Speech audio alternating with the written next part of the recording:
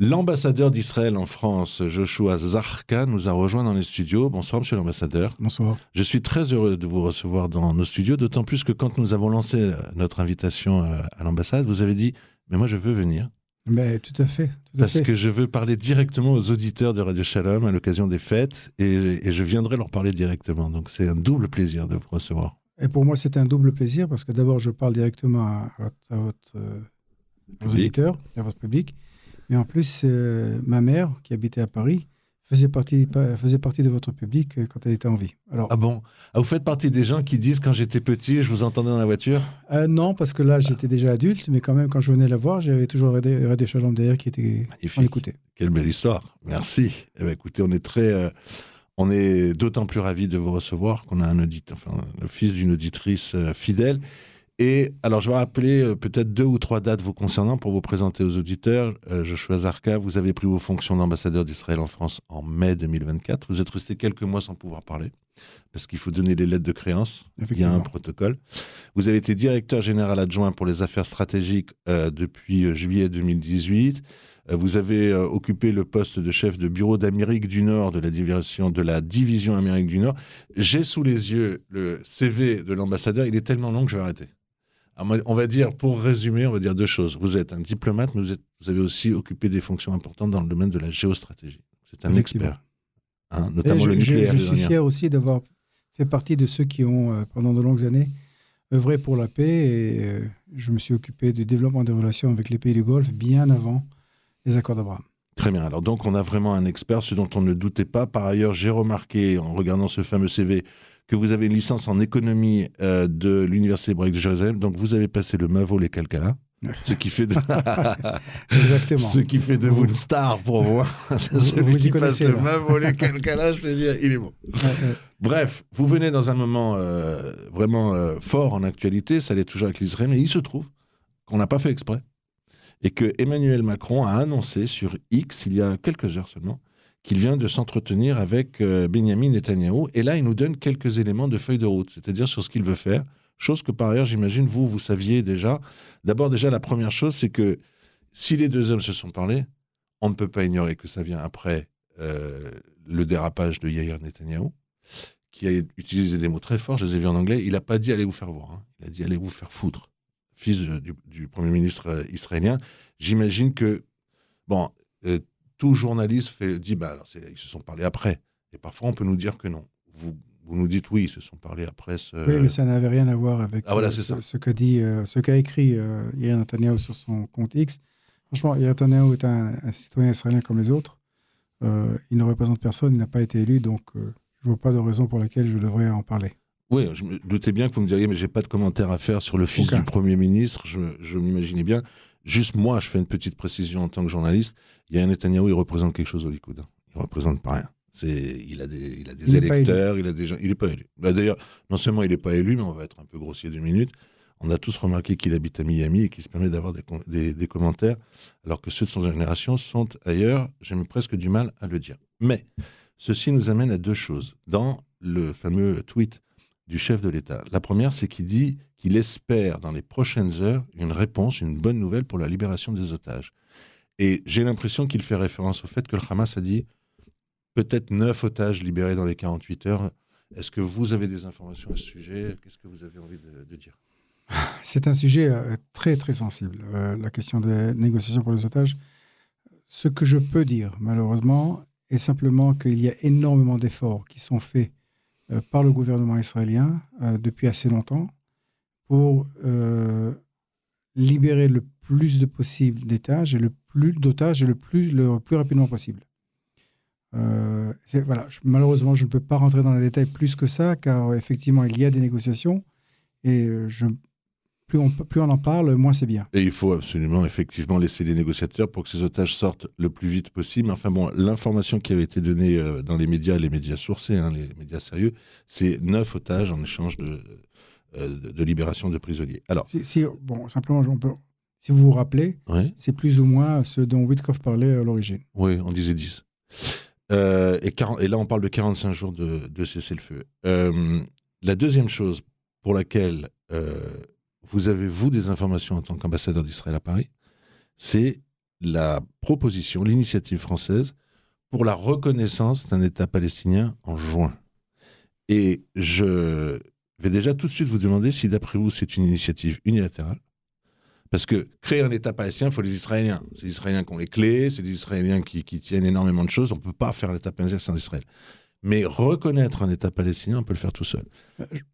Je pense qu'il faut d'abord très bien lire ce que le président a dit. Et il faut surtout lire ce qu'il a dit ensuite, ce qu'il a publié sur X, surtout après cela, après son fameuse interview qu'il a donnée dans l'avion. D'abord, le président ne parle pas d'une reconnaissance, en tout cas dans ce qu'il a clarifié après l'interview, il ne parle pas d'une reconnaissance automatique de la France en juin. Il parle de créer des conditions. Quelles seraient les conditions qui pourraient être créées pour faire avancer le processus diplomatique de paix entre nous, les Palestiniens? Il recule? C'est une reculade? Parce qu'au début, c'était pas ça. Au début, j'ai l'intention... Je suis sûr que vous avez remarqué que j'avais donné une interview chez un de vos collègues immédiatement après l'interview qu'il avait donnée.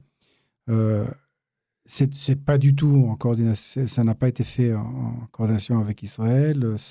Nous pensons très clairement que parler aujourd'hui de la création d'un État palestinien concrètement est dangereux. Ça aurait un prix pour le terrorisme, ça aurait un prix pour le Hamas. Et le Hamas suit très bien les déclarations qui viennent de l'Occident et surtout d'un pays de l'importance que la France. Et ça pourrait encourager le Hamas de continuer à combattre au lieu d'arrêter les combats. Et donc, je peux vous dire qu'aujourd'hui, on ne parle pas de la création ou bien de la reconnaissance d'un État palestinien. On parle en tout cas, le président parle de conditions, des conditions qui seraient importantes de créer pour faire avancer le processus diplomatique. Mais il n'y a pas que ça qu'on ne comprend pas. C'est qu'il parle d'une initiative avec l'Arabie Saoudite à New York en juin. Les Saoudiens, ils suivent plutôt les Américains. Et si ça se passe... Non ? Et si ça se passe à New York, à moins que ça se passe à l'ONU, il faut Trump. Oui, mais d'abord, les Saoudiens ne suivent pas automatiquement les Américains. Secondo, l'initiative de cette conférence est saoudienne à l'origine. Et le roi de l'Arabie Saoudite a demandé à la France de se joindre à l'initiative, d'après ce que je comprends. Et ensuite, nous n'avons pas encore ni les dates, ni les invités, ni la liste des invités, etc. à cette conférence, parce que peut-être c'est compliqué à concevoir. Mais le fait est que c'est une conférence qui a pour but de faire avancer la solution, disons, dans la solution du problème du conflit israélo-palestinien. Je ne peux pas vous dire que c'est quelque chose qui nous plaît en tant qu'Israël. Ce n'est pas quelque chose que nous voudrions voir se faire en juin, parce que d'abord, il y a les conditions qui sont des sine qua non, il y a des conditions qui doivent être créées avant de commencer même à parler de ce genre de choses. C'est d'abord mettre la fin au régime du Hamas à Gaza, complètement. Ensuite, commencer à réformer... Il le dit dans son tweet. Hein. Oui, il le dit dans son tweet. C'est pour ça qu'il faut bien lire ce qu'il a dit.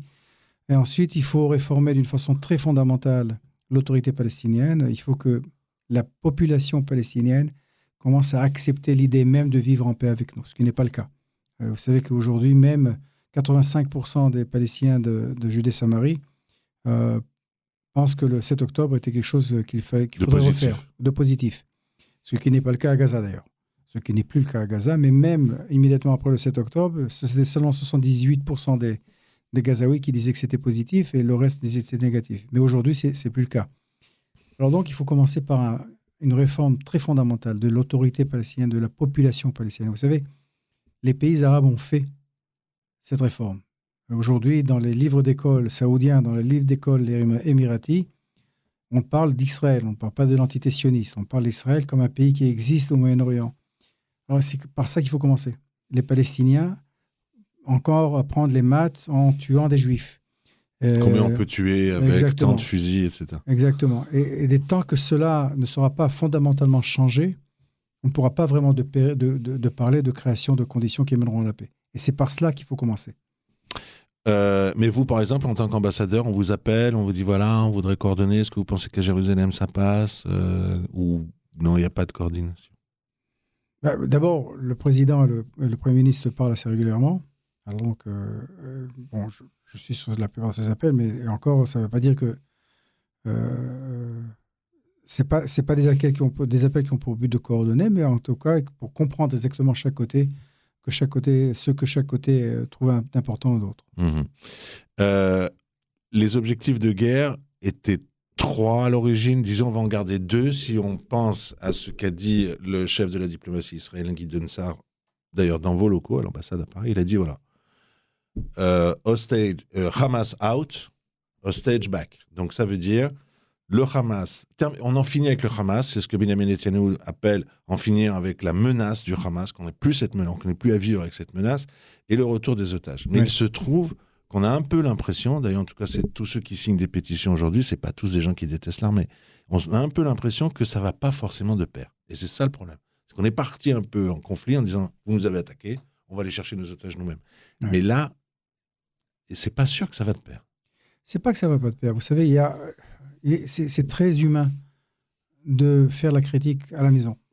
Alors, pour les Israéliens qui veulent revoir la libération des otages immédiatement, c'est beaucoup plus simple de dire on va faire pression sur notre gouvernement plutôt que de dire on va faire pression sur le Hamas. Parce qu'ils ne peuvent pas faire pression sur le Hamas. La seule façon de faire pression sur le Hamas, c'est justement la pression militaire.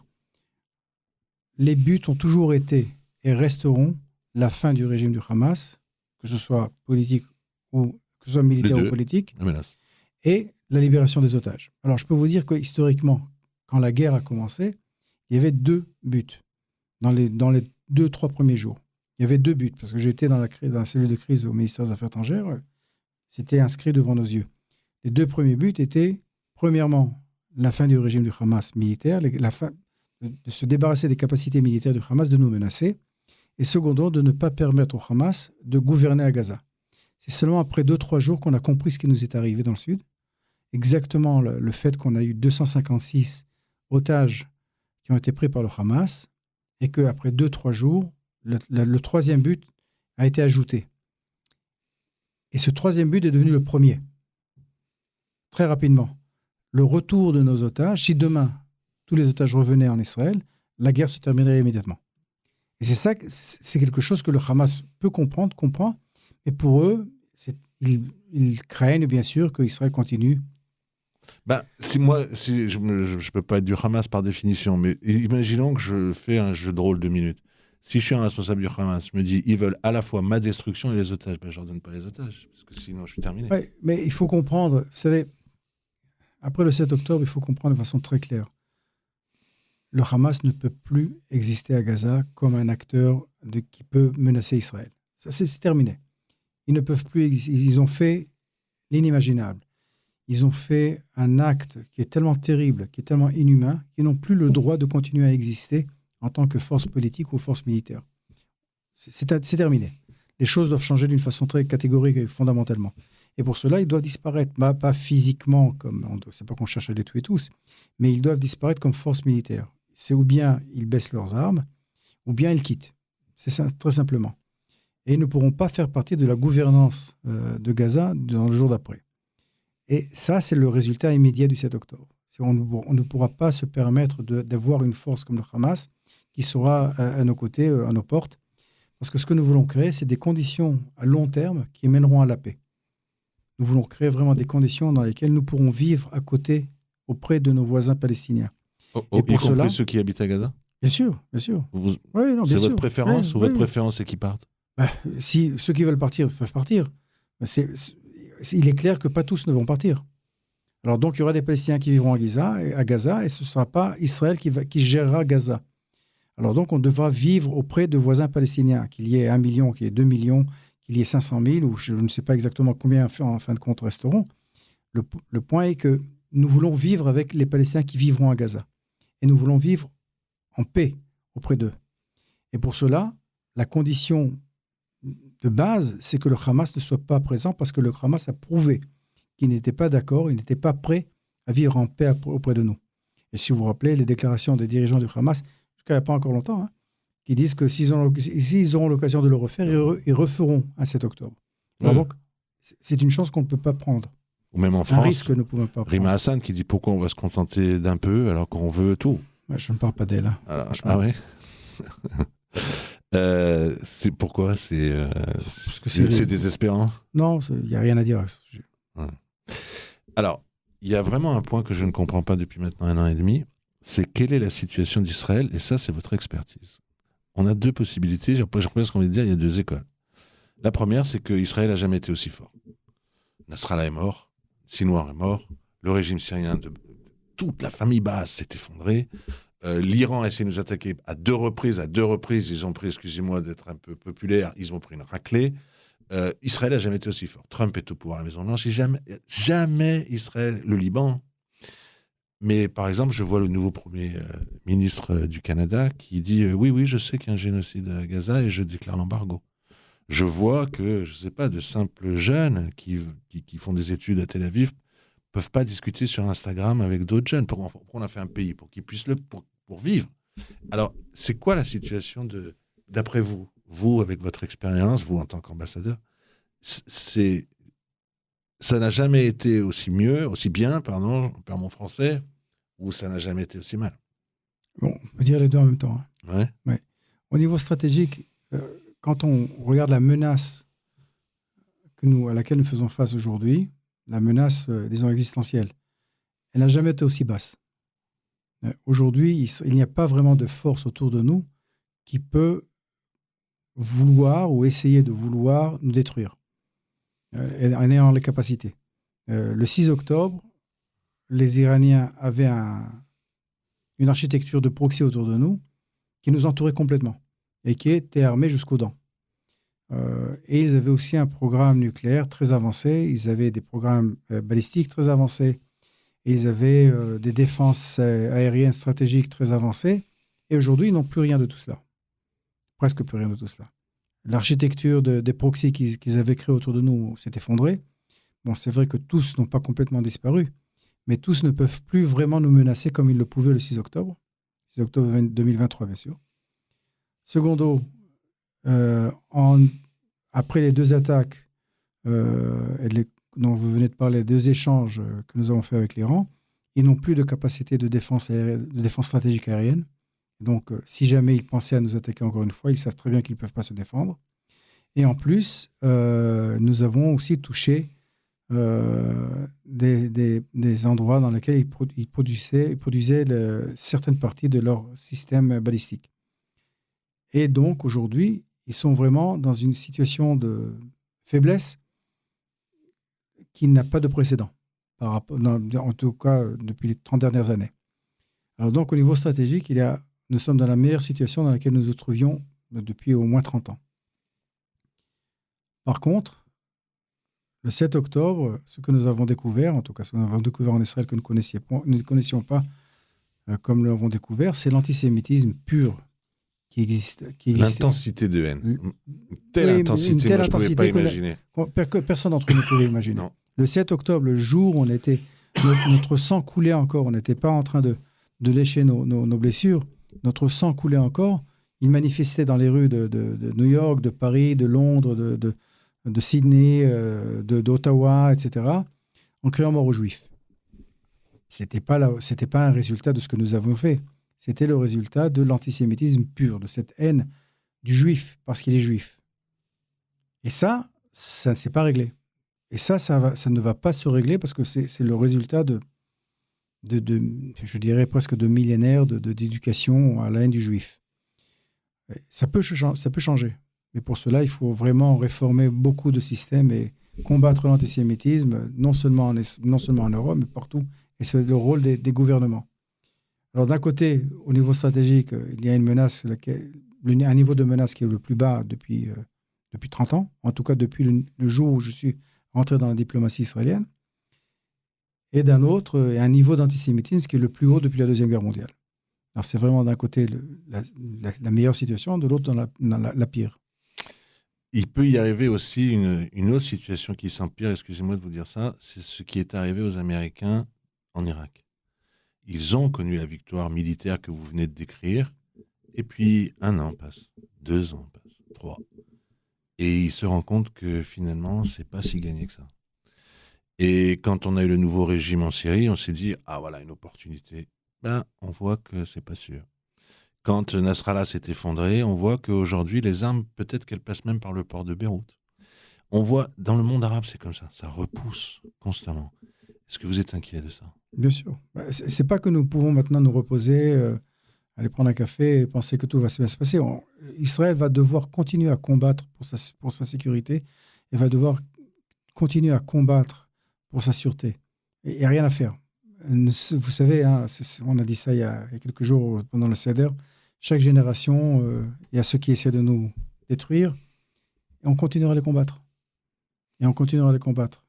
Ça ne veut pas dire que nous sommes dans une situation qui est pire que ce qu'elle était auparavant. Bien non, bien sûr que non. Mais c'est clair que ils vont pas joindre du jour au lendemain l'organisation sioniste mondiale. Ouais. Mais on voit que les Émirats changent.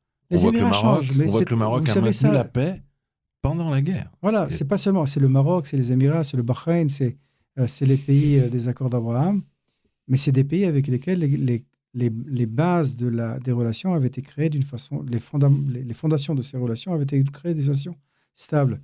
Et c'est justement, vous savez, quand je parlais plutôt de la réforme que doit faire l'autorité palestinienne et les Palestiniens dans leur éducation, eux l'ont fait. Les pays arabes ont réformé le système scolaire. Et dans les livres de système scolaire dans ces pays, on ne parle plus de l'entité sioniste. On parle d'Israël comme un pays qui a le droit d'exister dans la région. On parle d'Israël comme un pays avec lequel on est en paix. Et c'est ça qu'il faut faire, que doivent faire les Palestiniens pour commencer justement cette réforme qui mènera un jour à la paix, qui mènera un jour à un changement de valeurs dans cette société. Parce qu'aujourd'hui, les valeurs de la société palestinienne, c'est terrible à dire, hein, mais les valeurs sont celles de la mort. Et ce qu'il faut pour créer cette paix, c'est qu'il y ait des valeurs de paix et des valeurs de vie. Et pour cela, ils doivent réformer entièrement leur système scolaire. C'est faisable. Ils auront besoin de la communauté internationale, ils auront besoin de l'aide, par exemple, de ces pays arabes qui ont fait justement cette réforme. Et ils auront besoin aussi de pays comme la France, à les aider, à les forcer même à faire cette réforme. Une dernière question, puisque notre entretien touche à sa fin. Et là encore, vous êtes l'un des meilleurs pour nous répondre. Sur le nucléaire iranien, je ne crois pas, si je ne m'abuse, comme on dit, vous avez aussi discuté sur ce dossier, vraiment concrètement, le nucléaire iranien. Comment vous voyez les choses? C'est effectivement... c'est votre domaine. C'est mon domaine. Je dirais qu'il y a encore une petite chance pour la diplomatie de réussir à résoudre ce problème. Israël a dit d'une façon très claire, elle a redit, elle a redit, et aujourd'hui c'est quelque chose qui est dit aussi, qui a été annoncé par le président Trump, et je pense qu'à ce sujet, il y a très peu de pays qui ne sont pas alignés avec Israël. Et c'est qu'Israël ne permettra jamais à l'Iran d'avoir l'arme nucléaire qui pourrait nous menacer. Vous savez, quand un pays comme les Iraniens, comme l'Iran, qui a l'intention de nous détruire, développe les capacités de le faire, on est obligé, avec notre histoire du peuple juif, de l'empêcher de le faire. Alors, quoi qu'il arrive, nous l'empêcherons de le faire. Il reste très peu de temps pour trouver une solution diplomatique. Nous sommes encore dans cette période où une diplomatique peut être trouvée. Et la seule raison pour laquelle il y a une chance, c'est que justement les Iraniens sont plus faibles qu'ils ne l'ont jamais été. C'est parce qu'ils comprennent que l'alternative à une solution diplomatique dans laquelle ils n'essaieraient plus de façon claire et nette de développer l'arme nucléaire, l'alternative est terrible pour eux. Et donc, il serait préférable qu'ils trouvent une solution qui sera acceptable. Mais vous ne prononcez pas les mots parce que vous êtes un diplomate chevronné, mais tout ça, tous ces morts, tout ce massacre du 7 octobre, tous ces jeunes Israéliens qui sont revenus avec une jambe en moins, et vous n'allez pas jusqu'à Téhéran? Téhéran, c'est l'affaire de toute la vie de Netanyahou. Il faut remarquer qu'on est allé jusqu'à Téhéran plus d'une fois. Oui, même au sol. Sans rentrer dans les détails. Ensuite, je disais d'une façon très claire, si Téhéran, sans le soutien iranien, le 7 octobre n'aurait pas eu lieu, le Hezbollah n'aurait pas existé, Bachar el-Assad aurait disparu depuis très longtemps, et toute la région serait une région pacifiée. Alors, clairement, Téhéran est au centre de tout le problème. Ensuite, j'ajoute, sans une solution complète et permanente du problème iranien qui nous satisferait, Israël, nous satisferait, la situation ne se calmera pas.